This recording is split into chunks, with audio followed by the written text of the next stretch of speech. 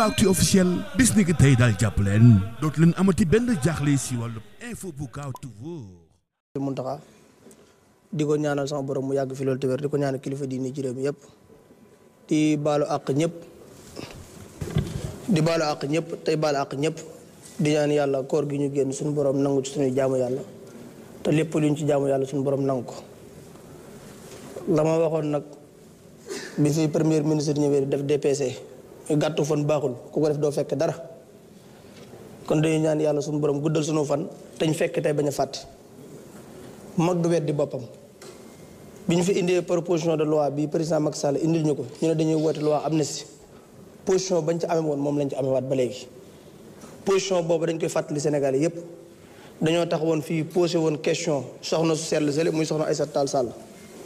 ne ko ndax crime de sang yi bokk na ci wala bokku ci bu ci bokkul ñun dinañ ko woote ndax jàpp nañ ne loi bi lépp bënul am na lu ci baax moom mu tontuñu ak fermeté bu mat sëkk ak courage bu mat sëkk Sénégal yépp di ko seedaan mu ne ñu rey xale yi ñu torturé xale yi loi bi daf leen baal ñu ne ko loolu duñ ko wote ci lañ génne woon salle bi wote contre kon jàpp naa ne position bañ ci amee woon ñun position boobu lañ ci amee kon Amadou Ba numéro 1 man du ma la wooye numéro 2 numéro 1 laa lay wooye dañ lay féliciter ci sa proposition de loi bi proposition de loi la boo xamante ni sénégalais yu baax yépp ànd nañ ci ak yow sénégalais yu bëgg dëgg yépp ànd nañ ci ak yow sénégalais yi nga xam ne dëgg moo leen ñor tamit ànd nañ ci ak yow te bu soobee yàlla dinañ ko wote te damay éviter ñëpp ñu bëgg dëgg ñu wote proposition de loi bi ndax jàpp naa ne kaf yi ñu kaf ci saal bi ak ree yi ñu ree ci saal bi sax mën naa ñàkk ndax 83 personnes ñoo ñàkk seen bakkan loolu nañ ci bàyyi suñu xel fii ci kaw tribune bi gis naa ci ñoo xamante ni doom mënutuñ ko am ci seen àdduna doom mënutuñ ko am gis naa ci ñoo xamante ni boo jëloon bit ci Sénégal bi yépp di leen faj mënutuñoo tane ci Sénégal ci àdduna loolu bu fekkente ni wat nañ loi bu leen di jégal sénégalais yi duñu ko baal te buñ jàkkaarloog suñu borom dinañ ko layoo il faut que ñu wan ñii fi nekk ñun ne politique jërul ñu rey benn bakkan il faut que ñu wan sénégalais yi ne politique jërul ñu lay defloo na ko su noonu monsieur Ousmane Diagne mii wërta nekk am Thierno Ngor sa dëkk Rufisque wërta nekk am ministre de la justice boo xamante ni fu ko nguur gi jaarloo mu jaar fi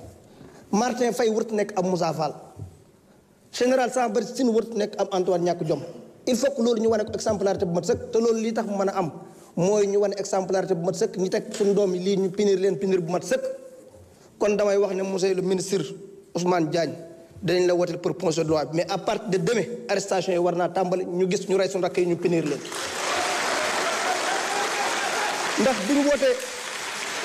ndax bu ñu wootee proposition de loi bii ñu xëy suba mu mel ne rapport yi Sénégal yëpp dañu ab déception te suñ si Sénégal ni muy doxee man d'accorduma ci ndax nit ñi mënuñoo rey suñu xale yi rapport yi épinglé leen ñu wëlbati ko toog télé di saaga gor ñi loolu war naa arrêté à partir de maintenant kon dinañ woote proposition de loi bi dinañ ko woote mais bu li ñu bëgg mooy à partir de demain ñu rey suñu xale yi ñu xam leen te bëgg naa ñi nga xamante ni ñooy magistrat yi ñu defal leen ab tournée ñu dem seete ñi nga xamante ni ñoo faatu woon ci combat yi ñu dem seete ñi blessé ndax ñun def nañ semaine de la libération man ak honorable Guy Marius Sagna dañ ci fekk koo xam ne dafay tëdd wet gi dafa yàqu mënutul dox ci àddunaam gis ci koo xamante ni mënutul am ay bët gis ci koo xamante ni mënutul am ay tànk gis koo xamante ni boo ko joxoon bit Sénégal mënutul tane est-ce que loolu politique jar na ko kon il faut que ñu arrêté suñu caaxaan yii teg décision yu mat sëkk ñu rey suñu xale yi ñu punir leen loolu bu amul président Ousmane Sonko président Bassirou Diomaye Faye Abbas Fall man dinañ ko lay ak suñu borom kon jàpp naa ne li may tëjee samay kàddu mooy ñu delloo suñu xel ñun ñëpp fii complot mus fi am président Ousmane Sonko mus la demandé dara kooku président Ousmane Sonko mas naa demandé ab loi amnistie waxul dëgg encore une fois ku ko mën a wax waxul dëgg yéen a def seen i jéye yéen a ñëw da ngeen koy baale Ousmane Sonko amul lu mu ci demandé ñun xam nañ lépp di ne ci biir kon li may leeral Sénégal yi mooy politique jërul ñu rey benn bakkan te loolu wër doon lu ñuy wax lu ñuy jëfe la war a nekk loi war naa sévère goo xamante ni bu ëllëgee ci biir ku génn di manifesté comme yéen constitution bi moom moo autorité képp ku am la naqare génn manifesté pourquoi ñuy manifesté ñu lay rey ñii wëlbati ko waa dina it ne dañoo viser force de l'ordre yi ñooñu yoon war na leen woo monsieur le ministre kon ñoom xam nañ kan moo rey xale yi ñun ba léegi waxuñ benn force de l'ordre moo rey benn xale dañ ne dañoo fas yéene topp képp ku rey xale yi lu tax ñoom jóg ne force de l'ordre la ñu visé kon ñu koy wax war nañ leen woolu ba xam yan force de l'ordre ñoo rey xale yi ndax ba léegi man xamuguma force de l'ordre bu rey kenn ndax gëm naa ne man force de l'ordre bu responsable police bu responsable wala gendarme bu responsable du gis ab xale bu manifeste mu yëkkati bal di ko dóor loolu ay nervi lañ te ñu fi ñu doon génne sees bi ñu doon génne ak li ñu doon commandé xam nañ leen kon monsieur le ministre képp ku koy wax bu dul ab député boo xam ne loi du ko couvrir képp ku toog télévision yi di ko war nañ laa convoqué wax la ban force de l'ordre moo rey benn xale wasalaamaaleykum wa rahmatullah